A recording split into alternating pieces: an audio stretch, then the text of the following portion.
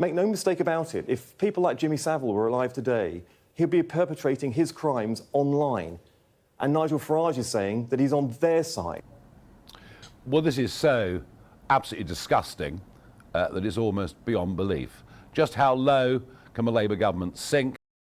So yesterday, in this digest, right here on Outspoken, where I start the show every day revealing what is really happening in the United Kingdom, Slippery Starmer's government censored our output.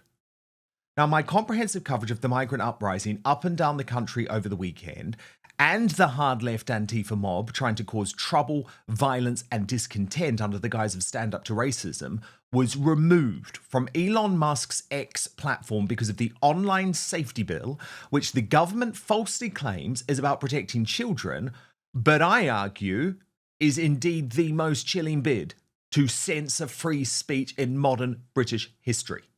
So rather than learning about the protests at the migrant hotels and what was going on inside, most X users in the UK simply saw this message, which read, "Due to local laws, we are temporarily restricting access to this content until X estimates your age." Now just think about the insanity of this and what it means. Labour has just given 16-year-olds the vote, but is saying they're not growing up enough to see news content on social media platforms. Now, none of my content was even vaguely violent or sexual or anything like that, so why the hell is it being removed? Well, because the online safety bill shamefully allows any content about illegal migrants whatsoever to be hidden, which is political, pure and simple. And in the most desperate act of Slippery Starmer's government, he lied to the face of the American president yesterday at Turnberry twice. We've had free speech for a very, very long time here, so we're very proud about that. Yeah, we're not censoring anyone. You're a liar. And then he sent out his incompetent technology secretary, Peter Kyle, to disgustingly conflate those of us standing up for freedom of expression online, specifically Reform UK leader Nigel Farage, with supporting Britain's most prolific paedophile, the BBC's very own Jimmy Savile. I see that Nigel Farage is already saying that he's going to overturn these laws. So, we have people out there who are extreme pornographers, peddling hate, peddling violence. Nigel Farage is on their side. Make no mistake about it, if people like Jimmy Savile were alive today, he'll be perpetrating his crimes online. And Nigel Farage is saying that he's on their side. I'm sorry. Not the side of children who are... I'm going to ask you to clarify. Do you honestly think to say Nigel Farage is on Jimmy Savile's side? When it comes to online activity, we have seen unfettered access of adults to children via social media. When we put in the age verification, it stops strange adults getting in touch with children. So make no mistake. This is a major leap. You're going to stick to the fact that you said that Nigel Farage is on Jimmy Savile's side. Nigel Farage is on the side of turning the clock back to the time when strange adults, strangers, can get in touch via messaging apps with children. We have now asked to age verify the age in which people can have access to online content so we can protect children from unwanted, dangerous content and also those messaging services where people can get access directly to it. Nigel Farage wants to turn the clock right back when all of that, I have absolutely no doubt about it, people are perpetrating more crime online, more danger to children online, and Nigel Farage has said he wants to overturn every single one of the laws that keeps children safe in our country. Well, that is sick. That is completely sick what he's saying there. Especially coming from a government that has been behind the systematic cover-up of the rape gang scandal for which they spent months refusing an official inquiry. And it's also a massive own goal, given Slippery Starmer himself was the director of public prosecutions who failed to charge Savile in one of the biggest cover-ups in British history. Nigel Farage hit back, posting Peter Kyle's comments on Sky News are disgusting, he should do the right thing and apologise. And he then released this response video from Reform UK's new TV studio in Westminster. Can you believe that more than half of you are watching this video but not subscribed? So please do me a huge favour, click the subscribe button now, turn on the notification bell so you'll be alerted to all of our brand new Outspoken videos. Well, this is so absolutely disgusting that it's almost beyond belief. just how low can a Labour government sink in its desperation. Yes, of course, they're in trouble. They're well behind us in the opinion polls. But frankly, to say that I would do anything that would in any way aid and abet people like Jimmy Savile is frankly just, it's so below the belt, it's almost not true. But all of this is, of course, deflection. Deflection because we were told from the very start, and by the way, it's not the Labour government that have passed this legislation, it was the previous Conservative government that have passed this legislation, which is why you've barely heard a squeak out of them. But if it's designed to protect children, then I sense it may very, very well have been drawn up by people who don't know what they're doing. I did ask Peter Carr for an apology, but he's gone out on X and he's not going to back down in any way at all. So there we are. You know, if you want to overturn the Online Safety Act, you're on the side of predators. It's as simple as that. Well, folks, let me tell you something. It is not as simple as that. In fact, far from it. In fact, my worry, our worry as a party, is that in fact what this will do is spend far more time regulating what adults can say. Oh, and by the way, isn't it ironic that 16 and 17-year-olds will now find it impossible to access all sorts of material on the internet, including current affairs and politics, and yet Labour want to give them the vote. Well, he's right, isn't he? He's completely right. The thing is, though, Labour is dying.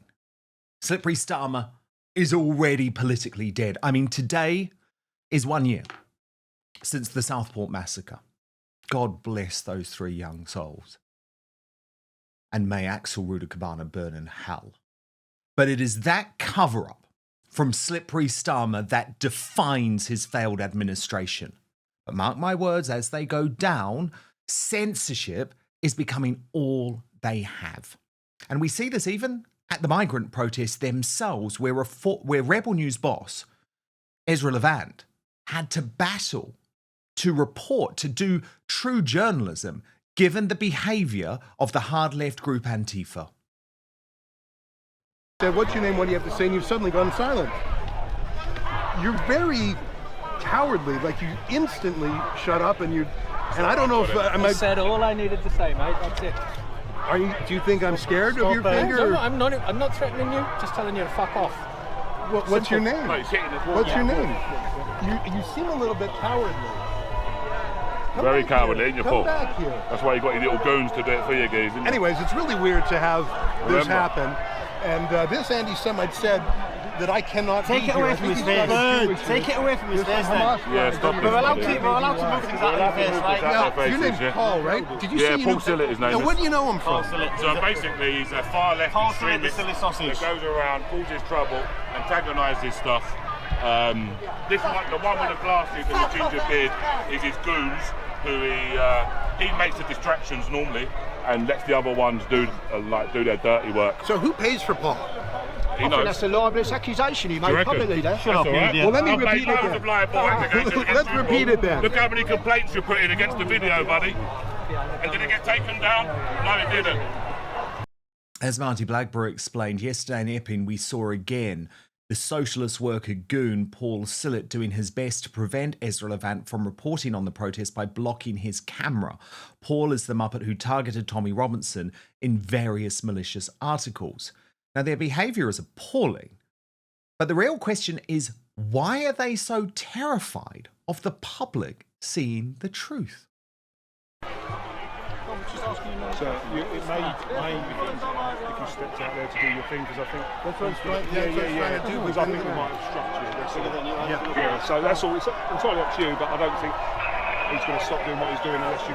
That's part of the story, and it's in a way. I'll leave it to you then. Thanks for coming over. I appreciate that. No problem. So what's interesting is that the Antifa side, the pro-Hamas side, the anti-Semitic side, they have what they call marshals. And it just goes to the professional activism of the other side. What we saw earlier today on the Epping side was grassroots. It was ordinary people from Epping. And So the UK is now a free speech basket case in so many ways. Elite police squads charged with hunting down not child predators, not illegal migrants breaking the law, but offensive posts on X. As the Free Speech Union has explained, our fears appeared to have been vindicated regarding the Online Safety Act. Some footage of protests taking place this evening against illegal immigration is unavailable on X for at least some UK users, with a warning about a restriction due to local laws. If you have a standard X account in the UK, it appears that you may not be able to see any protest footage that contains violence. We're aware of one censored post that shows an arrest being made. We warned repeatedly about how censorious this piece of legislation would be. And I have to say, my digest yesterday, because I'm very careful about this, I know how big tech censor things, and I was very, very careful. There was no violence. There was just scenes of the clashes that were happening up and down outside the migrant hotels. But Labour's Barry Gardiner, awful hard left guy, admitted the quiet part out loud in an extraordinary clash with Reform UK's Layla Cunningham on GB News last night. If it's just about children, is it just about children, or does it focus on adults? That should be an elite squad? Barry, does it just focus? Protect 13-year-old I'm sorry, girls? the elite squad is not about children. Actually, shall I read you the thing? An elite squad of police officers is to monitor social media for anti-migrant sentiment. I don't think 13-year-olds are engaging that. So, is it also to monitor adults? Simple question, yes or no? Yes, of course it will. Okay, there we go. Look, sorry. So he admitted it. He admitted it. Yes, it is. And that's what makes Starmer's constant lies in the presence of Donald Trump so sickening. I don't like it. Mr. President, you have a successful social media site. There are new powers here to censor your site, states mandates. To censor my site? To censor your site and Twitter Truth? and Facebook. Truth? I mean Truth. Is that okay? Well, I don't think he's going to censor my site because I say only good things. Will you please uncensor my site? Yeah, we're not censoring anyone. We've got some measures which are there to protect children, in particular from sites like suicide sites. We've had too many cases in the United Kingdom of young children taking their own lives, and when you look through their social media, they've been accessing sites which talk about suicide and encouraging, if you like, children down that road, and that is what we want to stop. Nothing about censoring free speech. But that treats all adults like this children. country is a proud. But that can treat all adults free like speech children. in this country has been for a very long time. We're very, very proud of it. We will protect it forever. But at the same time, I personally feel very strongly that we should protect our young teenagers, and that's what it usually is, from things like suicide sites. I don't see that as a free speech issue. I see that as a child protection issue. We actually passed a bill in Congress, headed up by my wife, actually, which was to pull bad stuff out having to do with children, because it is a problem. But I cannot imagine him censoring Truth Social. That's more of a very political, and it's been a very big success. That's not going to happen. And I only say good things about him and his country, so if they censor me, you're making a mistake. I'm going to give my ambassador the job, make sure it's not censored. I had not heard that. Mr. President, I said what I said, which is that we do have, of course, a special relationship with our friends in the UK and also with some of our European allies, but we also know that there have been infringements on free speech that actually affect not just the British. Of course, what the British do in their own country is up to them, but also affect American technology companies and, by extension, American citizens. So that is something that we'll talk about today at lunch. We've had free speech for a very, very long time in the United Kingdom, and it will last for a very, very long time. Well, no, I mean, certainly we wouldn't want to reach across US citizens, and we don't, and that's absolutely right. But in relation to free speech in the UK, I'm very proud of our history there. But first, these days we're living through economic whiplash, soaring prices, vanishing savings, and headlines that seem designed to confuse more than inform. Now, we're told this is all normal, that history's been rewritten for our own good, and that embracing these changes is the only path forward. But every outlet tells a different version of reality, and the so-called fact checkers are just enforcing the approved narrative. But luckily, there's a solution. It's ground news. Hands down, the easiest way to stay informed, because it cuts through all the spin, all the bias, so you can actually see what's going on and then make up your own mind. So I have it on my phone, as an app, and in my bookmarks online because it's become so essential to my daily life. See for yourself, by the way, at ground.news/outspoken. But I want to show you this incredible website and app in action before I tell you about today's deal.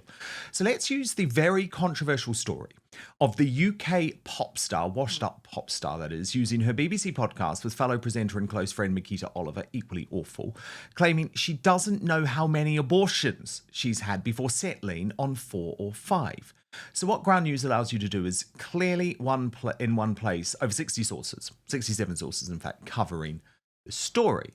And then it instantly shows how the story is being covered by the media, broken down by whether the organisations lean to the left or the right. This is what's called the bias distribution chart. Then you scroll down and can literally see every headline about the story immediately, along with the political bias and ownership of the publication. So most of the coverage here is from outlets on the right, because the left decided to shy away from covering such casually offensive comments. When looking at the headlines individually, the left-wing outlets that did cover the story tried to do so with sympathy. We Got This Covered praised her for challenging taboos.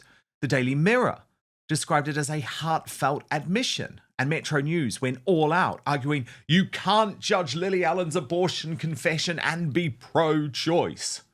But the coverage on the right-leaning outlets, far more strident. Fox News honed on the fact she was laughing during the confession. The Western Journal dismissed her boast as revolting. And The Spectator declared we should be outraged by Lily Allen's 4 or 5 abortions. Now, my favourite feature of Ground News is their blind spot feed, because what this does is every single day surface upwards of 20 stories that receive the majority of coverage from one side of the political spectrum. If you love the news, like I do, this blind spot feed is the best way to get a balanced perspective on what's really happening in the world. So go to ground.news/outspoken or scan the QR code on the screen to subscribe today. And check this out, you will get 40% off the same Vantage plan that I use for unlimited access. That's ground.news/outspoken. But now, back to the show. Very proud of our history. Yes, we created free speech. We gave it to the world. You are tearing that down because there is no free speech if I cannot run footage of protests, perfectly legal protests taking place without being censored online. As the legendary US comic Rod Schneider put it, there is no free speech in the UK. England imprisons comedians for memes and jokes. And anyone sensible knows that. I mean, I wanted to share with you what Steph the Alter Nerd, one of our friends on YouTube, posted because I thought she summed it up so perfectly given her personal experience. She wrote, "I want the Online Safety Act to be repealed. And I am saying this as an actual survivor of child sexual abuse. I was raped and molested countless times. I dare those Labour cronies to accuse me of being on the side of predators." But look, in all this madness yesterday, Trump did actually tacitly endorse Nigel Farage and Reform UK. It was quite something while sitting next to Slippery Starmer. Taxes as much as he can. And, you know, politics is pretty simple. It's, I assume there's a thing going on between you and Nigel, and it's okay, you know, it's two parties. But generally speaking, the one who cuts taxes the most, the one who gives you the lowest energy prices and the best kind of energy, the one that keeps you out of wars, he's kept you out of wars, but the one that keeps you out of wars, you know, you have a few basics and you can go back 1,000 years, 1,000,000 years, whoever does these things. But low taxes, keep us safe, keep us out of wars, no crime, stop the crime. And in your case, a big immigration component, you know, because I know that your attitude has become strong on immigration, strong on the toughness of immigration. But I think whoever's going to be, I think I won because we had a lousy president, to be honest with you. We had an incompetent president. But I won because I was very strong on immigration. Now, we had inflation. We had sort of a bad economy with this guy. We had a lot of problems. But I focused on immigration more than I did anything else. And I think I won because of immigration. I think I won because of the border. I had a bad border where millions of people were coming in to our country illegally. And as you know, in last month, 0 people came into our country illegally, 0. So we went from a bad, incompetently run border to the most competently run border that anybody's ever seen. Look at his face. He was humiliated. He was completely humiliated. And as Matt Goodwin pointed out, read between the lines here. What Trump is saying is so long as Nigel Farage and Reform stay focused on immigration and slashing the cost of living, they will win the next election. Now, the Daily Telegraph, the Daily Express and the Daily Mail, right-wing newspapers all reported those exchanges honestly. But the British Bashing Corporation and Woke ITV omitted them altogether in their coverage, with Joey Barton posting, wow, BBC Main News just completely whitewashed the Trump-Starmer meeting. The state propaganda is embarrassing. Putting the Epstein thing in. Soviet-style TV. Crazy times. What's most astonishing today is that with Britain on the brink of total societal collapse, Slippery Starmer recalled cabinet and held a press conference to talk not about the Afghan invasion, not about the border crisis, but rather Gaza, prompting Rupert Lowe to rage. Last 3 posts from you all about Gaza. You were the British Prime Minister. Act like it. Ex-Prime Minister Liz Truss added sagely, which crisis is Starmer recalling cabinet for? The British immigration crisis, where people across the UK are protesting migrant hotels that are threatening women and children's safety? The British economic crisis, where the only thing growing is debt, and soon the country won't be able to finance itself? No, of course not. It's about Gaza. This deflection, though, is going to continue, as will the attempts to shut down criticism. It is truly authoritarian, but we must not be gaslit by a regime that uses Jimmy Savile slurs to try and remove our free speech forever. Now, the Superstar panel. And it is very good to have Leilani Dowding back today alongside my friend here for the first time, Elizabeth Fox. Thank you both so much. Leilani, how on earth can we take a government seriously when they say that you, Leilani, because you believe in free speech, because you don't want the Online Safety Act, you are now a Jimmy Savile supporter? You know, it's absolutely disgusting. I've been calling all of this out for the longest time. Hugh Edwards, Jimmy Savile, the BBC. And look, as soon as I say, look, we need to be able to have free speech. Your current affairs show, Dan, should not be censored.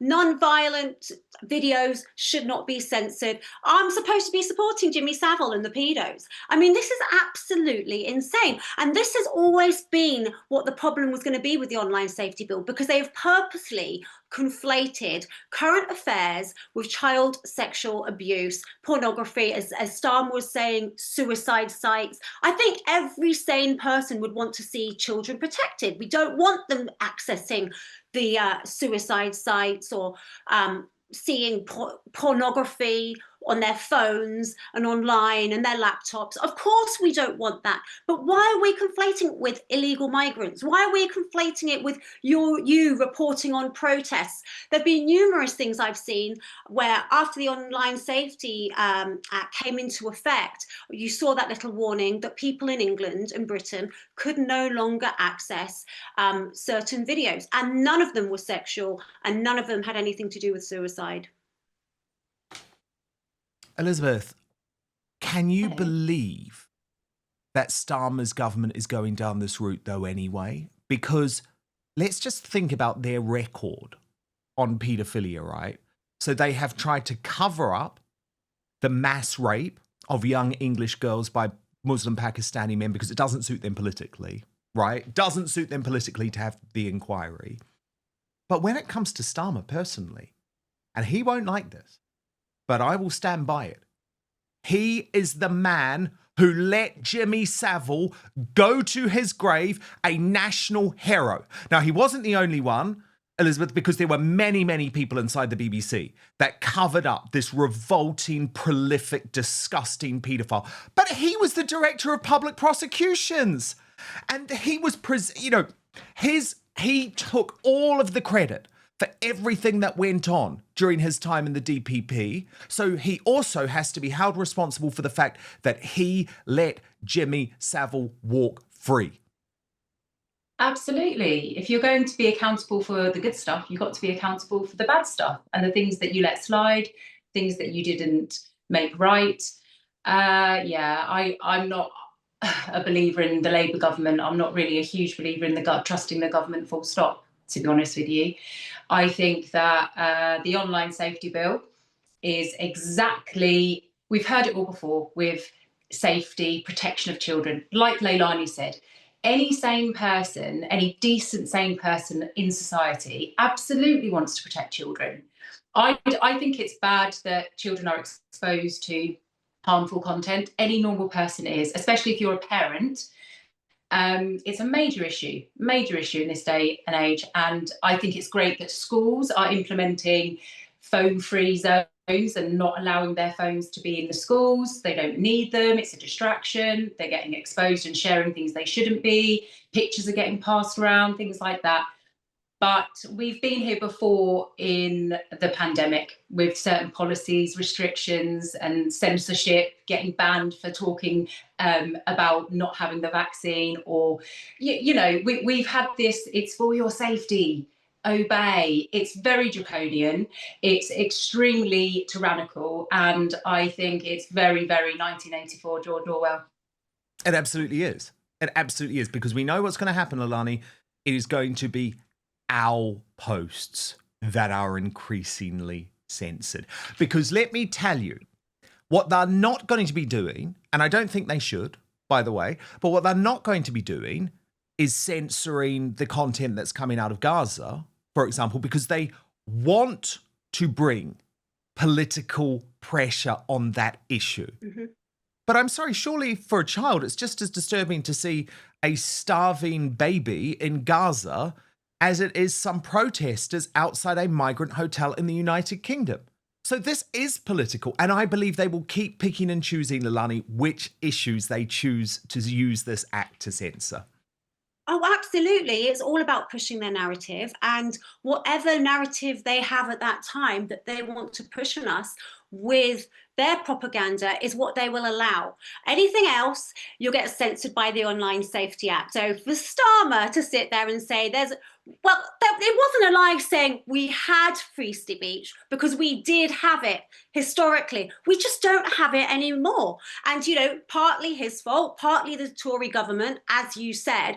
But the problem is they're cracking down on anything that doesn't want to go along, and anybody who doesn't want to go along with their narrative. And that is now how the online safety bill is going to be used. And as we saw it with your show yesterday and other people covering the protests outside the Bell Hotel in Epping.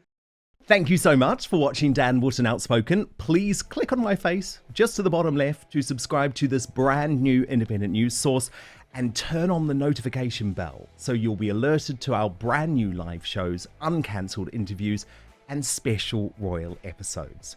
Outspoken is also now available as a podcast, so you can listen to the show every weekday on the go, wherever you are.